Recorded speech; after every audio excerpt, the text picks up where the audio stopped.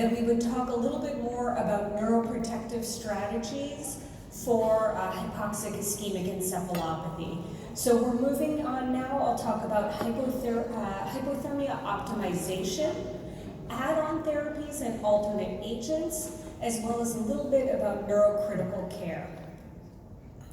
You saw this slide already, looking at the timing of injury and repair. So injury and repair happening over hours to days to weeks. And we're going to go into each of these mechanisms now in a little more detail and try to understand what types of neuroprotective strategies we can use for each of these mechanisms and what is in the pipeline. So the first and earliest is oxidative stress. This is when free radical formation overwhelms the very immature antioxidant system in the neonate. This leads to an excess of harmful free radicals. There's damage to DNA, lipid membranes, and proteins. And so if we want to target the oxidative stress, we need to think about targeting a neuroprotection strategy that includes antioxidants. And some of these will be melatonin, allopurinol, desferoxamine, and N-acetylcysteine. And some of these treatments are now in the pipeline in animal and very early human studies.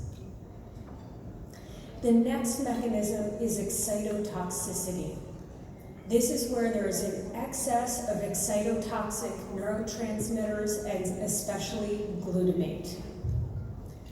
Excess glutamate leads to calcium influx into the cells, releasing enzymes that can damage the cytoskeleton and DNA. Very important when we're thinking about our babies in the nursery, hypoxia and hypoglycemia can exacerbate this mechanism of injury.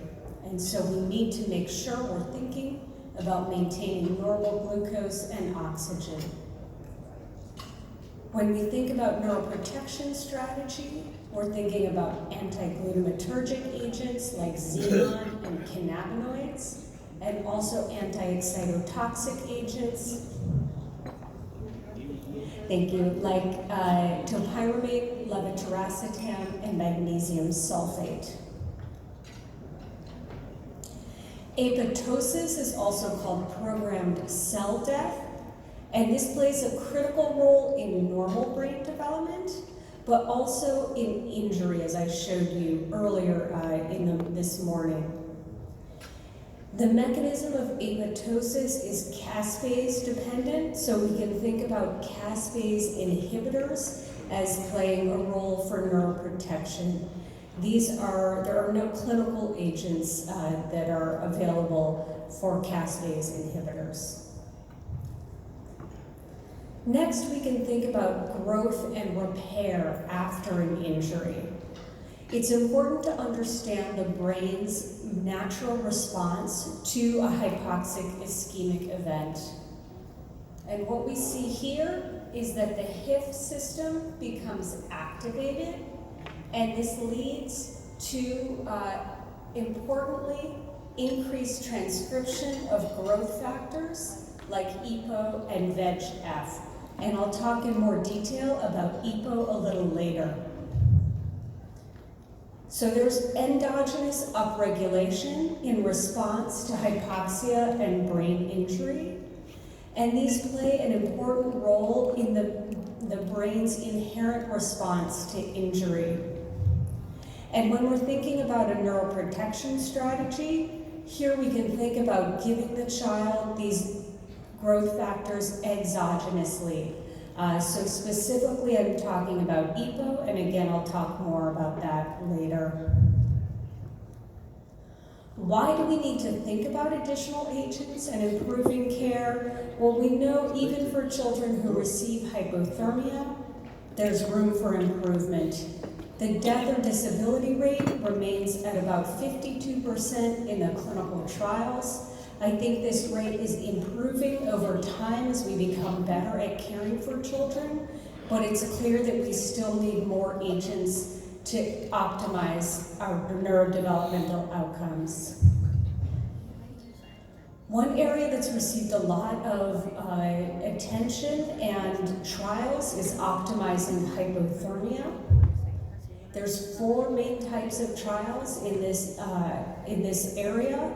The first is for preemie hypothermia. This is a study that's still recruiting in the United States for children who are less than 36 weeks gestation. And so our practice is not to cool these children until we have some evidence from this trial. There's a study about the effect of depth and duration of hypothermia, and I will show you the results. This study is closed.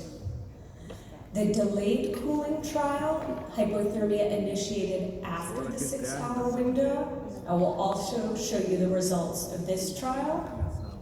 And then finally, we talked a little bit in my earlier talk about cooling for so-called mild HIE, and this study is in the planning phases now.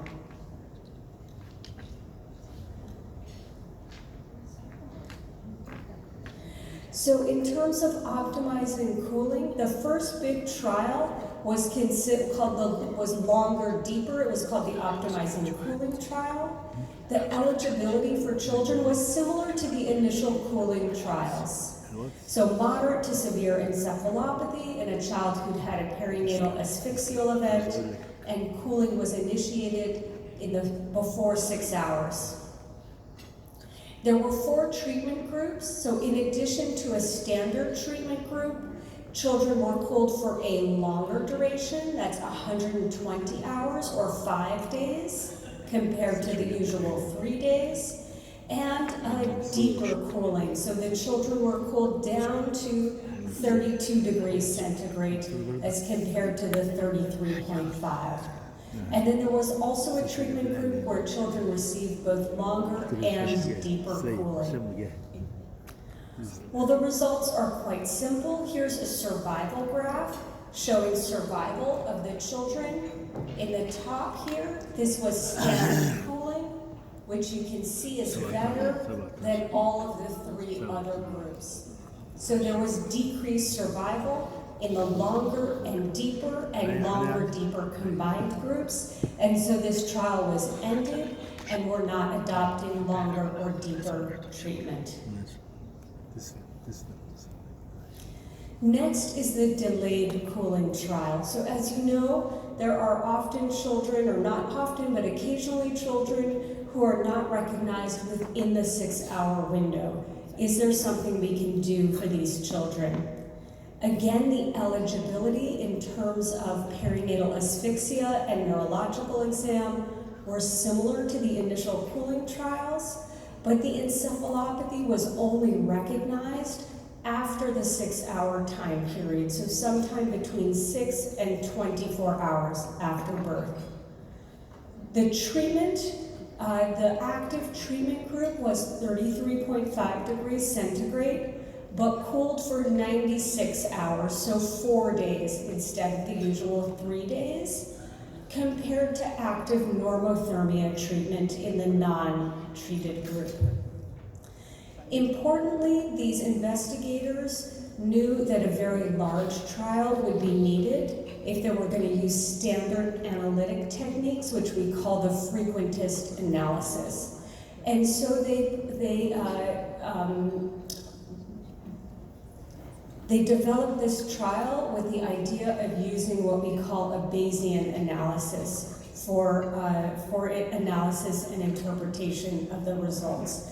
And I'll walk you through that now. It is not as easy to understand, unfortunately. So here are the frequentist results. This is what we're used to understanding and interpreting for most of the studies that we do. So the cooled group, 24% death or disability, non-cooled, 28% death or disability, relative risk of 0.9, and a non-significant p-value. Well, they knew that would be the result because the study was underpowered to find an effect. But we can still learn something from these results. So the absolute risk difference between these two was 3.5%. 5%.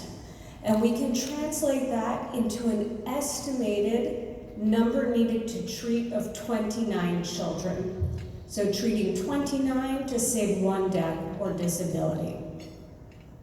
If we go further in these frequentist statistics, looking at our confidence intervals, we know that there's a 95% chance that the true number needed to treat lies somewhere between 1 in 100 causing death and disability, because remember this confidence interval went to -1, versus at the very optimistic side, 1 in 6 are spared death and disability. And this 1 in 6 number looks familiar to you because that's the number I just quoted for our standard hypothermia. But again, this is on the very, very optimistic side. When we look at the Bayesian statistics, and this is how the trial was reported, there's 2 main results that they report. First, that there's a 76% probability of any reduction in death or disability. And number 2, there's a 64% probability of at least 2% reduction in death and disability. So it's tempting to say that this means there's a 76% chance that late hypothermia reduces death and disability, but unfortunately this is an incorrect interpretation. A correct interpretation would be that there's a 64% chance that the number needed to treat is 50 or fewer. And so when we look at that, it looks a little less optimistic than our standard cooling therapy. At least 50 children, and only a 64% chance that that number is 50 or lower for number needed to treat. Now, the investigators of this study quoted a number of different treatments that also have a number needed to treat of 50, but I would argue that those treatments are much more benign than at 4 days of cooling for a baby. The official interpretation of this study is that these results should not delay efforts to recognize and treat HIE early, and that late cooling may have some benefit, but there's uncertainty as to the effectiveness. I think it's important to think about the possibility of adverse events in delayed cooling, especially with a 4-day treatment window. Adverse events were higher in the cooled group, specifically high glucose, bleeding, and subcutaneous fat necrosis were significant or close to significantly higher in the treated group. And our center has not adopted late cooling. We decided this evidence, the risks did not outweigh the benefits. And part of why we felt confident in that decision is when we look back to the initial animal data, these are the data that were used to decide the 6-hour window for the initial trials. And if you look here, these are neuronal loss from the fetal sheep, looking at all areas of the brain. The animals that were not cooled had very severe injury. The earlier they were cooled, this is at 90 minutes, the better they did. 90 minutes, 5.5 hours, even at 8.5 hours, this is post-seizure in this animal model. These are the animals that do almost no better than a non-cooled group. In neurology, we always say time is brain, and we take this to heart when it comes to cooling. We also rely on the data from the TOBY trial. In this trial, they did recognize which children, the timing of cooling for the children. About 1/3 of the participants, more than 100, were cooled less than 4 hours after birth. And these children had a pretty good evidence of lower death and disability with a relative risk of 0.77. Now you can see that these results just barely cross 1, and these were considered to be not significant by the investigators in this trial. But if we look at the larger group of infants, 220, that were cooled between 4 and 6 hours after birth, I think it's pretty clear that there's essentially no effect in this group. Relative risk of 0.95 and quite wide confidence intervals. Again, the interaction term with time was not statistically significant, and so the authors considered this to be a non-significant result. But I think if we look at the data, to me it's quite clear that early cooling is better. How have we adopted this? Well, we say don't delay. In our center, we're cooling on transport. We use this small transport device, and we know from studies that it's safe, there's better temperature regulation, faster time to therapeutic temperature, and the baby's more stable at target temperature. I promised to talk to you a little bit more about the add-on or alternate agents that are coming through the pipeline. In terms of antioxidants, I've already mentioned things like melatonin and allopurinol, as well as N-acetylcysteine. For anti-excitotoxic, xenon has been tried both in animals and in the clinic. Unfortunately, it's very expensive and hard to use, and some of the initial studies were a little disappointing. Also, anti-excitotoxic agents like topiramate, levetiracetam, and cannabinoids are all undergoing studies. Anti-inflammatories may have some role. Caspase inhibitors, we've talked about, not a good pipeline in terms of clinical agents. But repair, we'll talk a little more right now about EPO and stem cells. Erythropoietin is most commonly known for its erythropoietic effects, but it also acts as anti-inflammatory, anti-apoptotic, and anti-glutamate agent. These acute effects all lead to better survival in the acute period. And then when we look more long-term, there are vasculogenic, neurotrophic effects that lead to improved tissue oxygenation and neurogenesis. And these are the long-term effects of EPO. In animal studies, you don't need to be a pathologist to look at these slides from my colleague Fernando Gonzalez to see that this animal who was not treated with EPO has a much worse brain injury than the animal on the right that was treated with EPO. And studies like these have led to using EPO in human populations, particularly HIE, which we're talking about today, but also in stroke and in preemies.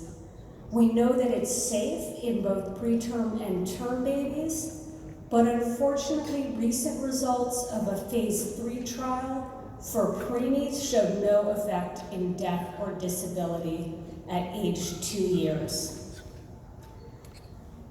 The trials for HIE are still ongoing. There are several, and the one I'm talking about today is called the HEAL trial. This is run by my colleagues Yvonne Wu and Sun Jewel in the United States. This is 500 children were randomized to EPO plus placebo, 5 doses given over the first week after birth, and multiple centers across the United States. The primary outcome, which we are on our way to evaluating now, is death or moderate to severe neurodevelopmental impairment at 2 years, like the cooling trial. So we're very hopeful that EPO will have an effect on these children. And importantly, I didn't mention it, but it says on the slide, this is EPO plus hypothermia versus placebo plus hypothermia. So all these babies are cooled as standard of care. Stem cells, well, there's a lot of interest in stem cells, most commonly mesenchymal stem cells, because these can create both neural progenitors like astrocytes, neurons, and oligodendrocytes, as well as microglia, which are important for inflammation. Some promising animal studies show that stem cells can migrate to the site of inflammation. They can survive, disperse, and differentiate. And their therapeutic potential could be in restoring cellular energy, blunting inflammatory response, promoting neurogenesis, and enhancing angiogenesis. And I think one of the important factors with stem cells when we look at animal studies is that there are a large number of functional outcomes that have been studied over multiple trials. And these are just the summary results of the cylinder test, which measures motor function, but also tests of memory and cognition in animals looking quite favorable. What about humans? Well, there's much less data. There are trials that are planned, and really mostly this small study looking at 4 doses of autologous cord blood in children, non-randomized study, and 18 children who received the cells, no difference in mortality, but those who survived had a higher rate of a Bailey score greater than 85. So there is some optimism that stem cells may also be an interesting therapy for these children. In the pipeline, unfortunately, I don't have much time to talk about any of these today, but you may, in your reading and in the coming years, learn more about cannabinoids, neurosteroids, N-acetylcysteine, topiramate, and melatonin. As I move towards the end of this talk, I'd like to mention a little bit about my favorite topic, which is neurocritical care. And this is really a change in the attitude and the focus of everyone in the intensive care nursery or NICU to thinking about what is happening with the baby's brain. We're amazing with the lungs, we're great with the heart. It's time to turn our focus to the brain. How can this brain-focused care or neurocritical care improve outcomes? We learn the answer mostly from the adult literature. So first, a protocol-driven approach, guidelines can lead to higher rates of favorable outcomes. Second, when you have specialized teams in dedicated units, neurologists, neonatologists, nurses, who all know something about how to care for the baby brain, this can lead to reduced morbidity and mortality and improve resource utilization. And then we've mentioned this once already, we'll mention it again and again. Attention to basic physiology with an eye to reducing brain injury can lead to better outcomes. Thinking about temperature, glucose, blood pressure, CO2, oxygen, all of these can have effect on the brain. Minimizing secondary injuries is what we're going for. At our center, we call our neurocritical care service the NICN, N-I-C-N, Neurointensive Care Nursery. And our leadership is made up of 3 primary pillars. I list our nurses first because really they're the most important piece of the child's care at the bedside. The nurses are recognizing encephalopathy, they're initiating hypothermia. Our nurses initiate amplitude integrated EEG and interpret. And probably most important of all, the nurses are the ones that are communicating with the family every single day. And so they need to learn about these conditions, and they need to learn how to communicate with the family to be giving them the most accurate information.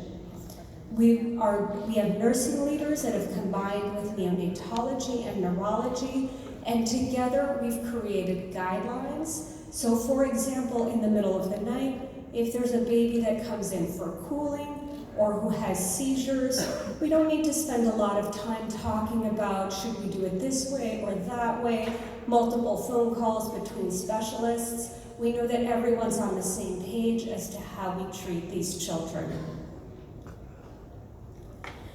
I mentioned already preventing secondary injury.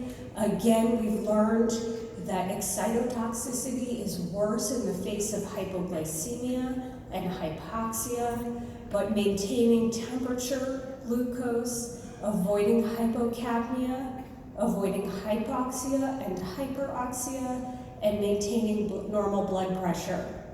And this comes in my talk where we're talking mostly about hypoxic ischemic encephalopathy, but this is really for every child that we think is at risk of having sustained a brain injury. I would be remiss if I didn't talk to you about life after the NICU. While the children that you care for, you're mostly caring for in the intensive care unit, you can be the best advocate and educators for the parents and family about what's going to happen after, and specifically how families can improve their child's neurodevelopmental outcomes by providing an enriched environment. Motor skills like tummy time, offering toys, and activities for the children to have in their hands. I don't see it as much anymore, but sometimes you see the children come in at 3 months with mitts on their hands. I don't know if families do that here. They say, oh, I don't want the baby to scratch themselves. These mitts on the hands are a form of constraint. That's how we do constraint therapy in babies. If we want the children to develop good fine motor skills, we have to provide them the opportunity. Also social, and I was very happy to hear about reading in the intensive care nursery. Same with reading after the child goes home. We want these social and cognitive opportunities for the children. And why is that? Well, this is an amazing time of neuroplasticity. The more we study what happens to the child with a brain injury, the more we learn that harnessing experience-dependent plasticity can have a huge impact. There's 4 main principles to this type of therapy. Number 1 is they're child-generated. So you're motivating the child to do an action, for example, reaching for a toy. So you're not moving the child through a range of motion, stretching and massage feel nice, but to have an impact on brain development, you want the child to do it themselves. They're task-specific. If you want a child to learn to sit, you're practicing sitting. If you want a child to learn fine motor movements of the impaired hand, you're practicing fine motor movements. These need to be repetitive and intense. From the data, 90 hours of child active training within 6 weeks.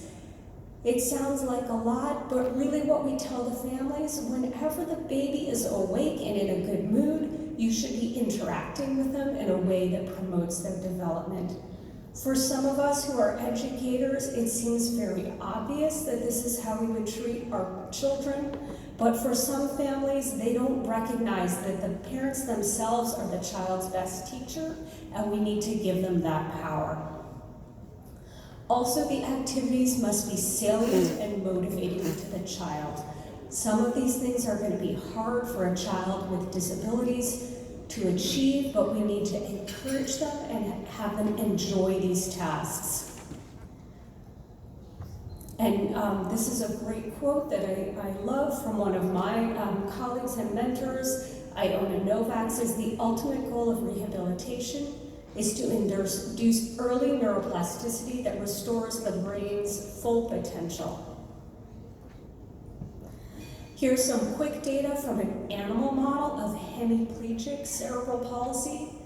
If they don't allow the animal to use the limb post-injury, there's no recovery of function. However, if they provide the animal with early training interventions and environmental enrichment, they can see some recovery of the limb, so functional recovery, as well as restored corticospinal activity when you look at the brain. If that implementation is too late, you do not see the same degree of recovery. So rather than saying, oh, well, we're not sure, let's just wait and see, we want to empower the families with some tools of what they can tell what the doctors and nurses can tell the parents of how to treat their children, and getting the therapist involved early on. And in case you haven't guessed already, this is my baby and my dad. We say, don't just wait and see. We provide an enriched environment as early as possible.